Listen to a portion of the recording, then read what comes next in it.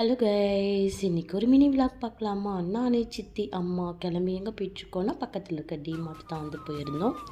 எங்கள் சித்தி எல்லா பொருளையும் பார்த்து பார்த்து எடுக்கிறதால அவங்களுக்கு தான் அவங்க பொருள் எடுத்துக்கிறாங்க நீங்கள் நினச்சிக்கக்கூடாது. அதுதான் கிடையாது. அவங்க எங்கள் அம்மாவுக்கு எல்லாத்தையும் பார்த்து பார்த்து எடுத்து கொடுத்துட்டு இருந்தாங்க. அதாவது அவங்களோட அக்காவுக்கு.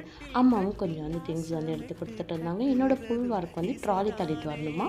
அவங்க 2 பேர் எல்லா திங்ஸும் எடுத்து போடுவாங்களா. அவங்க எங்கெல்லாம் கூப்பிடுவாங்களோ அங்கெல்லாம் போயிட்டு நான் எல்லா திங்ஸும் வாங்கி ட்ராலியில் போட்டுக்கணுமா. அதுதான் என்னோடய வேலையா.